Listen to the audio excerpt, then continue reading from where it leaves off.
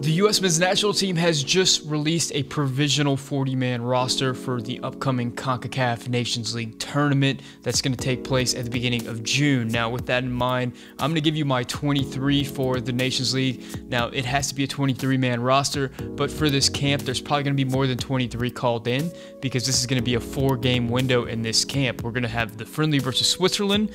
We're going to have the CONCACAF Nations League semifinal, and then either a final or a third-place game, hopefully a final, followed by a friendly against Costa Rica. So we'll likely see a lot of rotation and a lot of different faces in this camp, but specifically for the Nations League games, this is going to be my 23 for that tournament. So who am I calling up, and more importantly, who am I not calling up, and why? It's going to be a really interesting summer, and we're going to dive into it right here in this edition of the Yank Report. What's up? My name is Sam. Welcome to the Yank Report, the show where we talk about the U.S. men's national team, and finally, we have some important U.S. men's national team games to talk about. Not only the Nations League coming up, but also the friendlies and the Gold Cup, which is going to take place later on this summer. So it's going to be an action-packed summer for U.S. men's national team fans that have been waiting to see our superstars all unite for a competitive game for what feels like a very, very long time. Before we jump into the roster, I think it's important to say that there are two big tournaments coming up this summer for the U.S. men's national team. We have the Nations League and we have the Gold Cup. Now, Greg Berhalter has already said that the Nations League will be the priority, so the Gold Cup is likely going to be more of a B-team type situation, but it's going to be interesting with this particular Nations League roster. Does Berhalter want to call up some guys who are maybe at the bottom end of the first team depth chart where they won't see a ton of minutes in this window, or is he more interested in seeing these guys get extended minutes in the Gold Cup? That's something that I'm kind of weighing, and a lot of people are weighing whenever they're kind of thinking about this roster. Keep that in mind in the back of your mind when we're talking about these players. So let's start out with the three goalkeepers, and I am going with Zach Steffen, Matt Turner, and Ethan Horvath. Now, the big surprise on this provisional roster that was released is that David Ochoa's name actually comes in to the 40-man provisional roster. He is one of the few newcomers that we haven't really seen with the full U.S. men's national team that was part of the 40-man roster, but I seriously doubt that he's going to be a part of the Nations League squad. I went with three guys who have a lot more experience in Horvath, Turner, and Steffen. Steffen, of course, will be coming off of the Champions League final, though he probably won't start in that game. Ethan Horvath is having a tumultuous season. He's had a few tumultuous seasons where he hasn't seen a lot of playing time, and he's hoping for a big move. I still believe that Ethan Horvath is a talent. Maybe he's never going to rise to that Zach Steffen level, but I still think that he's a talent that needs to be kept in and around the U.S. men's national team. And finally, Matt Turner is a player from MLS that people have been excited about for a while because statistically, he's just incredible. Now for the fullbacks, and this is a spot where it gets interesting. I went with three fullbacks. I went with Dest, Cannon, and Robinson. And the reason is because Dest has shown that he's proficient at both positions, left back and right back. Honestly, he's probably our best left back and our best right back. So we don't necessarily need two left backs and two right backs because we have so much cover. Now, there are players like maybe a Brian Reynolds or a DeAndre Yedlin or maybe even like a Sam Vines that would be interesting players in these positions. But those players, I felt like, especially in regards to Vines and Reynolds, I'd really like to see them get extended minutes in the Gold Cup. I think that's a big opportunity for those young players to kind of show if they can compete at the international level. I'd rather see Brian Reynolds get a ton of minutes for the Gold Cup than to have to sit on the bench and not see much time for the Nations League window. Same thing with Sam Vines. I kind of want to see what we have in those players at that level, so I left them off of the fullbacks roster. Now, by only taking three fullbacks, that means I can take five center backs, and I went with Brooks, Long, Miazga, Richards, and Tim Ream. And I know Tim Ream is a name that kind of jumps off at people, and they can't believe Tim Ream is still getting minutes. But if you look at the interviews with the players, the interviews with Berhalter, Ream is the veteran voice in this team. Ream is a player that's been around the block for a long time, and he's also a vocal leader, as opposed to maybe like a John Brooks who, you know, has the experience but isn't exactly that vocal personality. It's pretty clear at this point that Berhalter really values what Ream brings to the team, not just what he brings to the field, but also what he brings to the locker room. So I think that Ream is going to be a part of this Nations League team, and he may be a part of the team up until maybe like a Mark McKenzie steps up and becomes undeniable for this team. Now, the other big position of interest is going to be right center back. Now, Chris Richards is the guy that we all want to see become the center back of the future, and with his season at Hoffenheim, he's showing that he's fully capable of doing that. We need to see that from him in a U.S. men's national team jersey, but I don't think that Aaron Long and Matt Miazga are going to make that easy for him. Matt Miazga has had a fantastic end to his season at Anderlecht, and people are wondering what's going to be the future for him. Obviously, he's a player that wants to be a part of the World Cup and understands, looking at Chris Richards and Aaron Long, it's going to be a fight for him to get there. And then there's Aaron Long, a player who's become a controversial figure for this national team because he's one of the few MLS guys still in it. Now, Aaron Long is not going to give you the silky smooth distribution out of the back, but Aaron Long is a dependable defender, and he is great in the air. If Chris Richards can step up during this competition and show that he's the player for the future, it'll be fantastic for the U.S. men's national team, but that's yet to be seen. So I'm really hoping that Chris Richards takes this position and makes it his own. Moving into another position that is very interesting heading into World Cup qualifiers, and that is the number 6, the defensive midfielder. Now, of course, Tyler Adams is one of the first names on the team sheet. He's a tremendous leader. He's probably a future captain for this team.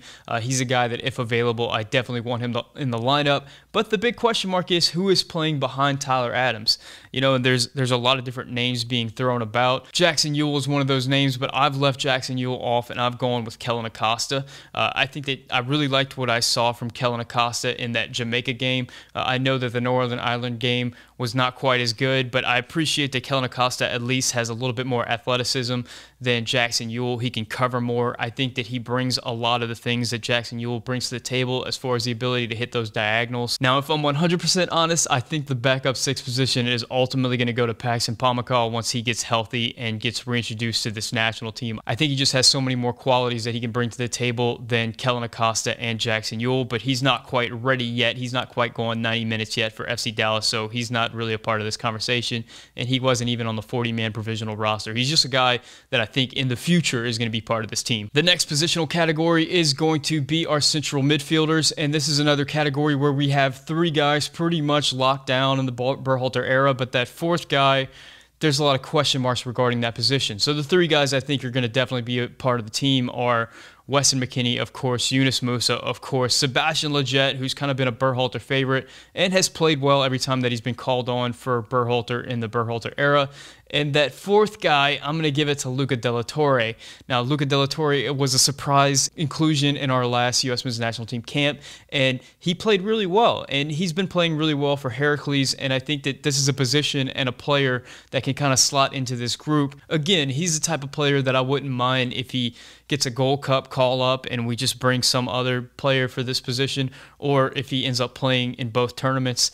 He's just a player that I want to see more from. Moving on to the winger position, or the outside 10s, if you want to call them that, depending on how you want to define this role. These are the guys who kind of line up in the wing, but ultimately are playing more central. That's going to be Christian Pulisic, Gio Reyna, Tim Weah, and Brenden Aaronson. And I think this is the strongest and easiest to pick group of the whole bunch. I mean, all 4 of these players have, I'd say, performed above what their expectations were coming into the season.